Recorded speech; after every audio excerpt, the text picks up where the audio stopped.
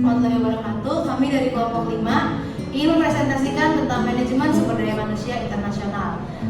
Anggotanya ada saya sendiri, Pramestri Gina Cahyani. Di pojok kanan ada teman saya, Syari Gafitra Insani.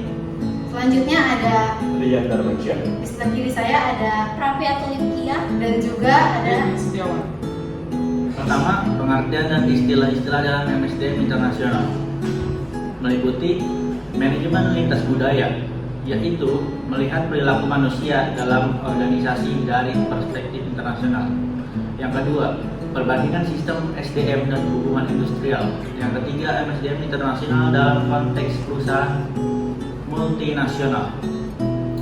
Yang pertama yaitu ada aktivitas SDM, pengadaan tenaga kerja, seleksi, dan pemanfaatan. Yang kedua, kategori negara yang terlibat dalam aktivitas internasional. A. Negara tuan rumah, host country. B. Negara asal, home country. Yang C. Negara lain, third country. Yang ketiga, kategori karyawan dalam perusahaan multinasional. A. Karyawan negara tuan rumah, host country nasional atau HCNS. Yang B. Karyawan negara asal, parent country nasional atau PCNS. Yang C. Karyawan negara ketiga, third country nasional atau TCNS.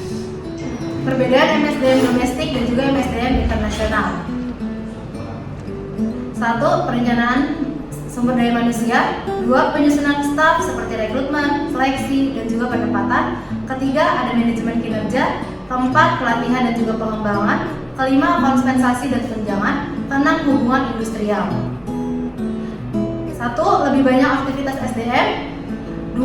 Kebutuhan perspektif yang jauh lebih luas untuk dapat membuat keputusan-keputusan yang efektif di lingkungan internasional.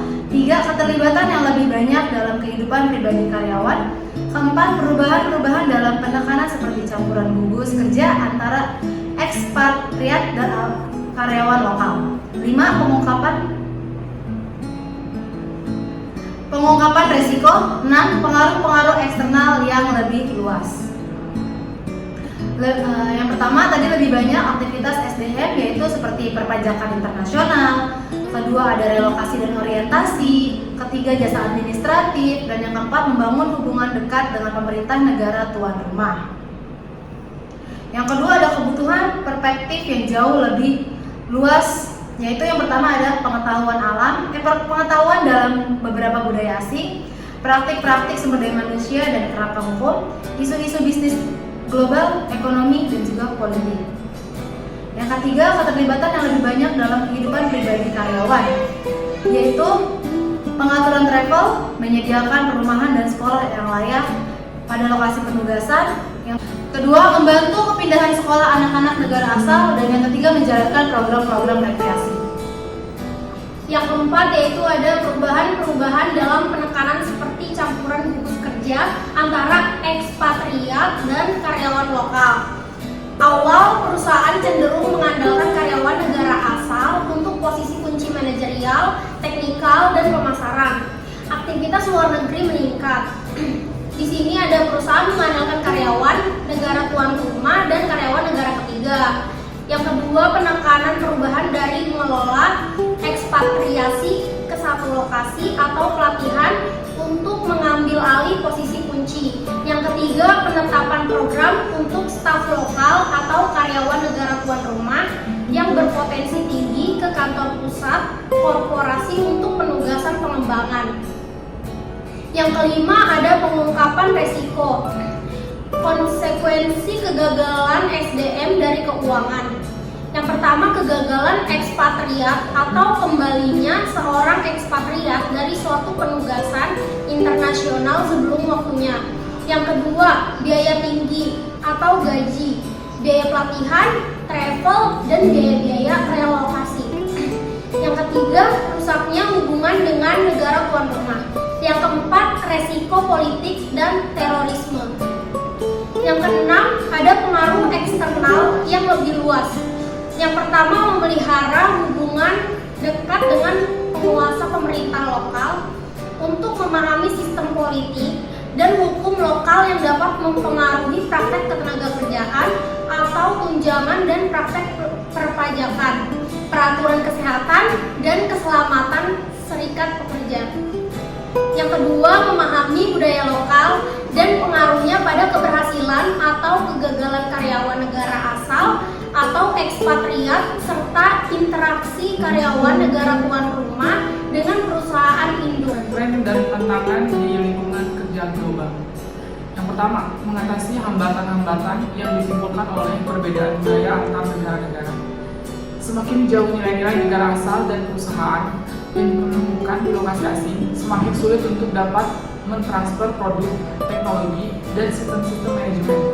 Sistem organisasi dan manajerial yang dikembangkan dan dilaksanakan di negara asal dan perusahaan induk tidak boleh dipaksa untuk diterapkan pada cabang luar negeri perusahaan multinasional. Yang kedua, yaitu ketidakmampuan untuk menggabungkan gaya manajemen dan korporasi dalam usaha, akuisisi, dan aliansi atau perusahaan induk di cabang luar negeri. Yang ketiga, adanya penolakan pelaksanaan gaya atau budaya perusahaan induk di cabang luar negeri. Yang keempat, perbedaan budaya di antara para manajer senior. Selanjutnya, ada sosiologi, pandangan terhadap bisnis dan para manajer, pandangan terhadap wewenang dan bawahannya, kerjasama antar organisasi, bisnis, serikat, pekerja, dan pemerintah. Ada pendidikan. Yang pertama itu tingkat melek huruf dan tingkat pendidikan besar. Yang kedua itu pelatihan teknikal, terspesialisasi, dan pendidikan umum tahap kedua. Pendidikan lanjutan yang lebih tinggi. Fungsi dan aktivitas SDM internasional. Proses internasional, eksekutif, SDM perlu belajar dasar-dasar bisnis global dan strategi global. 1. Membuat rumusan dan pelaksanaan strategi global yang efektif dan kesiapan fungsi SDM internasional untuk meningkatkan tanggung jawab. 2. Komitmen dan dukungan manajemen puncak sebagai suatu refleksi budaya perusahaan yang berorientasi pada manusia. 3. Keragaman budaya didorong sebagai jalan kehidupan yang alami. 4. Ambiguitas diterima sebagai hal yang normal. 5. Penerima resiko, tanggung jawab untuk membuat kebijakan dan praktik-praktik dalam pencapaian strategi global.